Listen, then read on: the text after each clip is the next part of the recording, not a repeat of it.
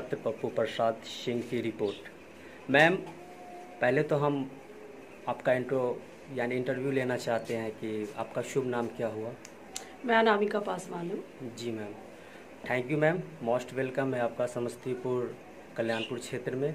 Ma'am, ये जानना चाहते हैं हम आपसे कि रामविलास पासवान जी जो कल स्टेटमेंट दिए हैं, ये कोरोना महामारी में चुनाव होना उचित है क्या? जी देखिए, रामविलास जी बिना मतलब के कभी बोलते नहीं हैं। और आप लोगों को मैं याद दिला दूं कि 2015 में चिराग पासवान जी उस समय एनडीए गठबंधन में ही थे और वित्त मंत्री जेटली जी से सवाल पूछा था उन्होंने कि बताइए नोटबंदी से क्या लाभ हुआ।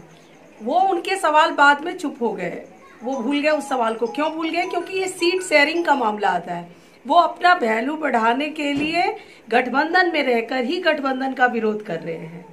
नीतीश जी चाह रहे हैं कि चुनाव हो और रामविलास पासवान जी का वही स्टेटमेंट आ रहा है कि चुनाव नहीं हो। इसका मतलब है कि एक ही गठबंधन में रहते हुए उनके मतों में भिन्नता है, उनकी सोच नहीं मिल रही है।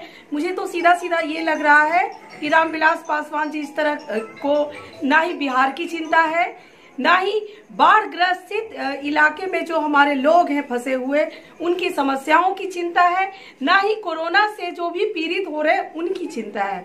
उन्हें अगर चिंता है तो सिर्फ अपने पुत्र के, अपने परिवार की और अपनी पार्टी की चिंता है। क्योंकि उनकी पार्टी को तो मैं पार्टी मानती ही नहीं हूँ, वो एक परिवार की पार्टी है। वो सिर्फ इसलिए प्रेशर पॉलिटिक्स कर रहे हैं ताकि उन्हें सीटें ज्यादा मिले या उनके पुत्र चिराग पासवान को उप मुख्यमंत्री बना दिया जाए। और किसी चीज के लिए रामविलास जी बोल नहीं रहे, बस इन्हीं चीजों के लिए बोल रहे। मैम, कुछ जनता के लिए कुछ मैसेज देना चाह रहे हैं क्या आप? बिल्कुल, अभी कोरोना काल है तो मैं जनता को यही संदेश देना चाहती हूँ आपके चैनल के माध्यम से कि लोगों से थोड़ा दूरी बनाकर रखें, समय समय पर हाथ धोते रहें और आवश्यकता हो तभी बाहर निकले। अगर सर्दी खांसी जुकाम हो तो जरूर नजदीकी डॉक्टर से संपर्क करें और उसको हल्के में ना लें। और रात में और सुबह में गर्म पानी का सेवन जरूर करें। और मैं लोगों को ये भी कहना चाहती हूँ कि चुनाव अभी नहीं होना चाहिए मेरे समझ से, क्योंकि जिस तरह से बिहार बाढ़ का और कोरोना दोनों समस्याओं को झेलता हुआ अभी जो हमारी पब्लिक है, जो हमारे लोग हैं, वो इतने कष्ट में है। अभी जितने भी बाढ़ ग्रसित इलाके हैं वहाँ के लोग बाढ़ में फंसे हुए हैं, रोड पर रहने को मजबूर हैं। एक वक्त का खाने का रोटी भी बहुत मुश्किल से जुटा पा रहे हैं। ऐसे वक्त में मुझे नहीं लगता है कि चुनाव होना चाहिए।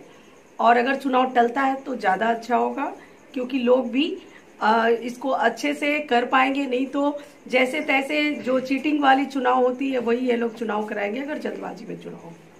चलिए, थैंक यू।